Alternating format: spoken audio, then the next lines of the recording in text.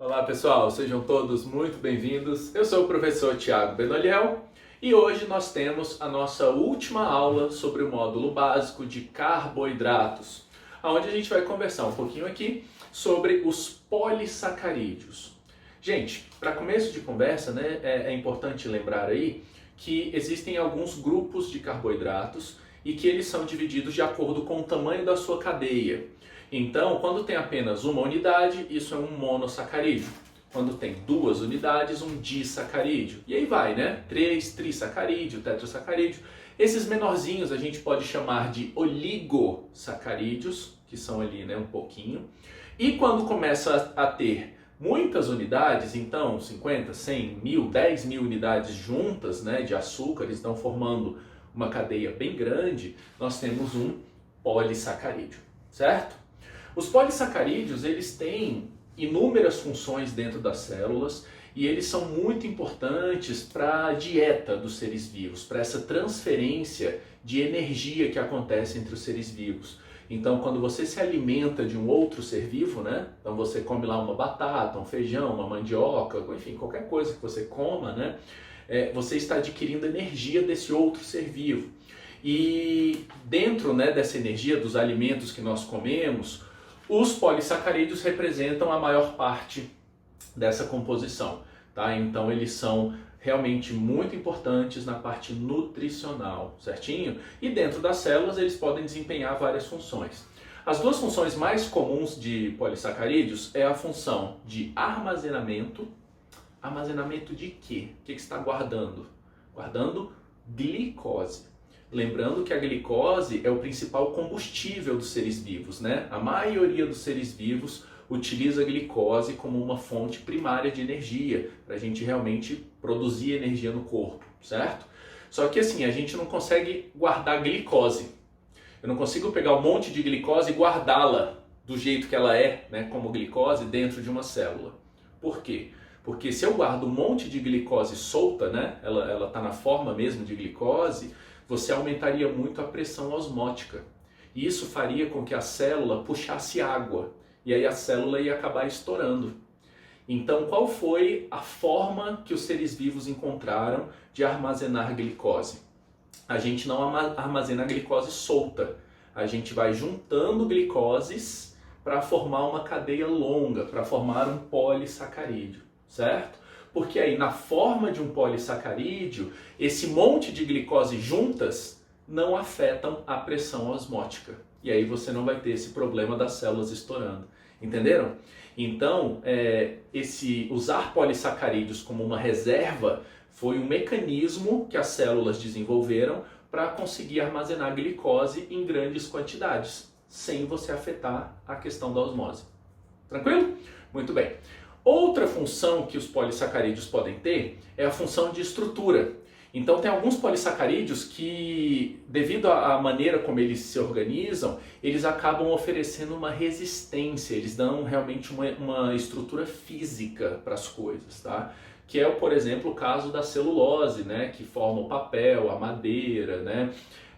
A celulose está presente nas plantas e é ela que dá toda a sustentação da planta como um todo. Então, o que deixa a planta em pé, o que deixa a planta com toda a sua estrutura física é um polissacarídeo que se chama celulose.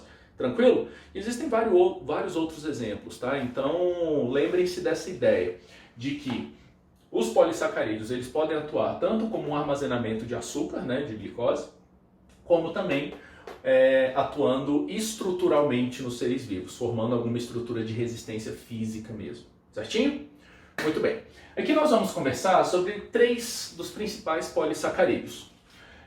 O primeiro deles é a nossa principal fonte de alimentação. Tá? Então, uma dieta convencional nossa, 50%, 60% do que você come no dia, provavelmente vai estar na forma de amido. O amido, gente, é uma substância, um polímero, né, um polissacarídeo, feito de glicose, certo? E que ele é, na prática, o armazenamento de glicose que as plantas têm. Então, as plantas armazenam amido. Pelo amor de Deus, a gente não tem, tá? Então, não cai nessas.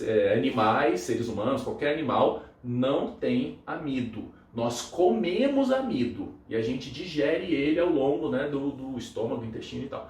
Mas nós não temos o amido dentro da gente, tá bom? É importante ressaltar isso. Quem tem o amido? As plantas. E ele fica armazenado geralmente em estruturas específicas, por exemplo, nos tubérculos, né? Então, sei lá, na batata da vida, né? Nas raízes, onde você tem lá uma mandioca, uma cenoura, né? Nos grãos, então arroz, feijão, trigo, né? Esses grãos todos, eles apresentam dentro dele uma alta taxa de amido. E aí é legal porque a gente pega esse amido e extrai. Quando você extrai o amido, nós fazemos as farinhas. Então as farinhas, farinha de trigo, farinha de rosca, farinha de mandioca, né, farinha de milho, são na verdade extrações que a gente faz desse amido, né? E dependendo da farinha, mais puro ele vai ficando. Então uma farinha de trigo, por exemplo, ela tem uma quantidade bem alta de amido, tá? Ela é quase amido puro. Se você pega uma farinha que é um pouco mais grossa, tipo uma farinha de mandioca mais grosseira, né, assim, o percentual de amido já vai ser um pouco menor. E isso vai variando bastante, tá? Dentro, né, dos diferentes grupos. Quando a gente analisa os próprios vegetais, então se eu estou comendo uma batata inglesa ou uma batata doce, a composição e a quantidade de amido também varia bastante. Então, dependendo da origem, da fonte, a estrutura do amido pode variar bastante. E essa variação na estrutura do amido vai refletir diretamente na nossa taxa de digestão e de absorção desse amido, certo? Então, para entender um pouquinho melhor isso, eu coloquei aqui o nome das duas substâncias que compõem o amido. Então o amido ele é uma mistura, certo? De duas substâncias que juntas, né, vão formar o amido como um todo, tranquilo? Essas duas substâncias são a amilose e a amilopectina. Ambas são polissacarídeos, tá? Então são cadeias de polissacarídeos. Ambas são feitas de glicose, mas estruturalmente as duas são um pouquinho diferentes. A amilose ela é um pouco mais linear, tá? Mais reta, enquanto a amilopectina ela já é um pouco mais ramificada. Mas até isso varia um pouco, tá? E dependendo da composição das duas, então se eu tenho mais amilose, se eu tenho menos amilose, eu tenho mais amilopectina, então dependendo de como é essa composição e também de alguns outros fatores que podem estar, né, envolvidos ali no amido, você vai ter uma taxa de absorção no intestino maior ou menor. Ou seja, você vai digerir mais fácil ou mais lento, ou mais difícil o amido, dependendo de como vai ser essa composição, certo? E o que isso reflete pra gente? Então, quando eu digo que eu estou comendo uma batata doce e eu estou comendo uma batata inglesa, ou melhor ainda, eu estou comendo farinha de trigo, né? Sei lá, um macarrão, né? Então, todo mundo aí já deve ter ouvido falar que a batata doce é mais saudável, né? Mas por quê? Qual é a lógica disso? A estrutura do amido na batata doce, ele está de uma forma que dificulta bastante a nossa digestão. Então, quando você come a batata doce mesmo ali, né, natural, você só cozinhou ela e tal, você acaba tendo uma digestão bastante lenta desse amido. E essa digestão mais lenta, ela é legal, porque além de você não digerir tudo, você vai absorvendo glicose, vai absorvendo açúcar, né, lá no seu intestino, mais devagarzinho, certo? Então a absorção do açúcar, né, desse amido, né, depois da digestão, ele acaba vindo mais devagar. E à medida que você vai absorvendo, você já vai utilizando esse açúcar. Então diminui, por exemplo, a quantidade de glicose que você vai armazenar. Diminui até o quanto você pode converter em gordura, né? Então engordar com aquilo. Então, de fato, tá? Se você está comendo um carboidrato baseado em amido e ele tem uma estrutura mais complexa, mais difícil de digerir, isso acaba sendo mais legal para a nossa saúde, por assim dizer. Agora, quando você come, por exemplo, esse amido processado, como é o caso da farinha de trigo, então estou comendo um macarrão lá feito de farinha de trigo. Esse amido, gente, ele está numa estrutura, numa forma que ela é muito fácil de ser digerida. Então, na hora que você come, você já começa a digestão na boca, então você já começa a quebrar esse amido na boca. Quando chega lá no seu intestino delgado, você picota esse amido mesmo e acaba transformando ele em glicose, açúcar, e aí essa glicose é absorvida rapidamente para o seu sangue. E aí você tem um pico de glicose, o que vai forçar o seu corpo a ter picos de insulina, né, para ajudar a controlar o aumento na glicose. E isso, gente, no longo prazo, vai favorecendo não só você engordar ou você não utilizar aquele açúcar, mas também pode ser um fator para você lá na frente poder desenvolver uma doença metabólica, como é o caso de uma diabetes mellitus, né? Então é importante a gente ter um consumo moderado desses amidos mais processados, né? Como é o caso das farinhas de trigo. Tranquilo? Tá? Então lembrem-se disso, que a taxa de absorção de um amido ela é importante quando a gente pensa nutricionalmente. Então os amidos que têm uma absorção mais lenta, quando você pensa para a sua saúde mesmo, assim, longo prazo, né, é de fato um pouco mais saudável, porque você vai tendo a absorção mais devagar e o seu corpo já vai usando aquilo à medida que vai absorvendo. Certinho? Muito bem. Então tá aí um pouquinho sobre o amido. Bom, eu trouxe mais dois para a gente conversar. O glicogênio e a celulose. Glicogênio é uma reserva também, igual ao amido. Só que diferente do amido, o glicogênio é uma reserva de animais. Então a nossa reserva de glicose não é amido, gente. A nossa reserva de glicose é glicogênio. Tudo bem? Nós comemos amido. A gente já come amido na dieta, né? Nos nossos alimentos. Agora, o que nós temos dentro do corpo mesmo para armazenar é o glicogênio. Certinho? Na prática, nós humanos armazenamos glicogênio em dois locais. Armazenamos no fígado e armazenamos nos músculos esqueléticos. Então, os nossos músculos esqueléticos, né, eles guardam um pouco de glicogênio lá dentro. Tranquilo? E qual que é o lance do glicogênio? A gente usa quando está em jejum. Então, se eu não estou comendo, né, a minha taxa de glicose no sangue começa a cair. E aí eu preciso repor esse açúcar no sangue para distribuir para os outros tecidos. E é aí que entra o glicogênio do nosso fígado. Então o glicogênio do fígado, ele vai ser usado quando você fica muito tempo em jejum. E aí você quebra esse glicogênio para liberar a glicose e jogá-la no sangue. E aí você mantém a sua glicemia estável. Entenderam? Então essa é a nossa reserva de açúcar, né, para a gente usar nessa situação de emergência. Tranquilo? O glicogênio que está dentro dos músculos, a gente usa numa situação diferente. A maior parte das vezes que a gente usa é quando você entra em atividade física intensa.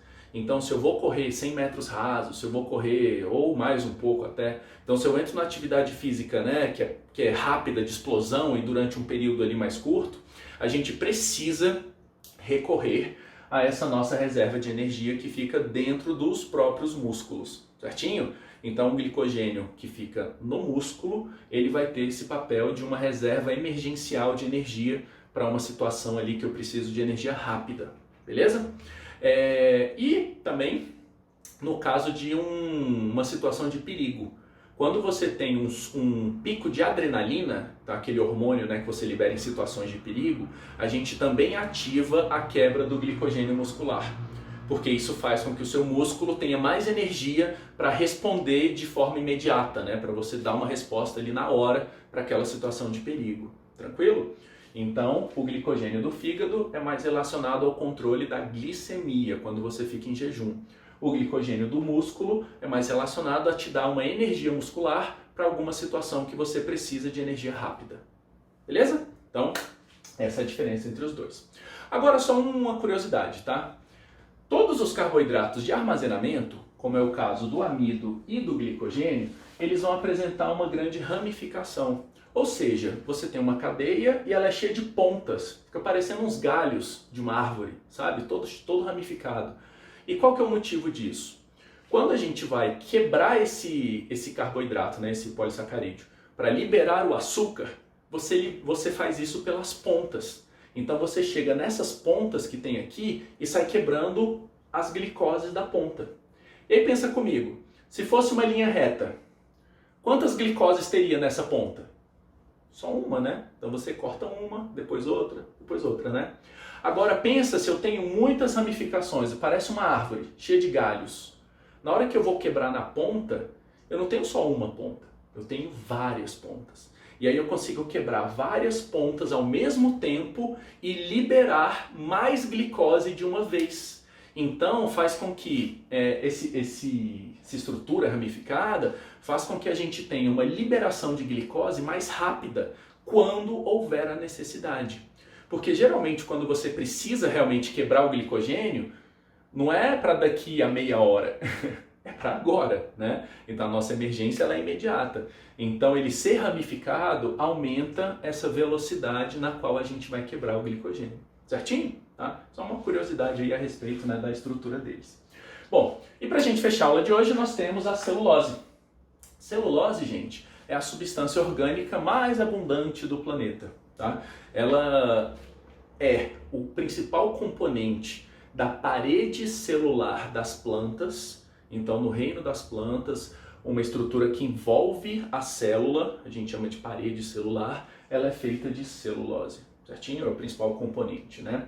Então, toda a estrutura da planta vai ser cheia de celulose, seja nas folhas, no caule, na raiz, então a celulose está em tudo quanto é lugar. Ela é uma estrutura grande de glicose também, então são muitas glicoses juntas, né? E só que a estrutura, a maneira como a celulose fica, acaba sendo muito mais complexa, o que dificulta muito a digestão dela. E é por esse motivo que nós, humanos, não conseguimos digerir. Então, quando a gente come celulose, ela simplesmente passa reto, tá? E ela vai passar para o bolo fecal. Você não vai ter uma absorção real da celulose, certinho? A maioria dos animais não é capaz de digerir celulose. Existem alguns grupos, como é o caso dos ruminantes, que eles apresentam em um dos estômagos bactérias que vão fazer a quebra da celulose. Então, fungos e bactérias é mais comum você ter alguns que consigam quebrar realmente celulose, certo? Os animais não. Então, o grupo lá dos ruminantes, eles conseguem absorver a celulose justamente porque eles têm essas bactérias que fazem a digestão por elas, entenderam? Então, uma vaca, ela come capim e ela sobrevive, ela cresce, ela engorda, porque ela é capaz de digerir o capim, de digerir a celulose do capim, utilizando essas bactérias que ela tem em um dos estômagos, certinho? Então a celulose, gente, ela é extremamente abundante, né? Imagina, toda a madeira, toda a folha, todas as florestas, toda essa matéria orgânica que existe no planeta, né? Então existe muita celulose no planeta. E a ideia é, poxa, é um carboidrato, então ela é uma fonte de energia. Por que nós não utilizamos isso, né? Então, existem muitas iniciativas biotecnológicas para você ter aproveitamento de celulose, para você utilizá-las para os mais diversos fins. O fim mais comum e que já é usado há muito tempo é o papel. Então, o papel é celulose. Se vocês estão escrevendo agora aí num caderno com papel, esse papel que vocês estão escrevendo é feito de celulose, certo? A gente usa madeira também na sua forma mais bruta, né? Mas existem algumas iniciativas que pensam em soluções mais tecnológicas. Como, por exemplo, a gente conseguiu usar o resto da produção agrícola, então bagaço da cana-de-açúcar, a palha do milho, a capinha do arroz, a casca do arroz. Então são coisas que normalmente a gente queima, né, depois que faz, né, a colheita e tal, e que na verdade é um resíduo rico de celulose. E que se a gente tem tecnologias adequadas e suficientes a isso, nós poderíamos utilizar essa matéria para fazer várias outras coisas, como por exemplo combustível. Existem já iniciativas em vários países, inclusive aqui no Brasil, para você conseguir, por exemplo, produzir etanol, produzir álcool, certo? De combustível mesmo, né? Usando esses restos agrícolas. Aqui no Brasil, o principal seria o bagaço da cana-de-açúcar, certo? Então são várias iniciativas biotecnológicas que elas se propõem a utilizar a celulose, já que essa é uma substância extremamente abundante e aí tornaria barato, né? Baratearia, né, o custo de produção desses produtos que a gente tem. Entenderam a ideia? Tá? Então, esses daqui são os principais polissacarídeos que a gente tem no nosso dia a dia. Existem vários outros, tá, meninos? Numa outra oportunidade, quando a gente entrar no módulo de aprofundamentos de carboidratos, que depois eu vou fazer, aí a gente pode discutir em detalhes algumas outras coisas, tá bom? Mas para esse módulo básico, isso aqui já tá bem legal para vocês, certinho? Muito obrigado, viu, pessoal? Espero que vocês tenham gostado e até a próxima.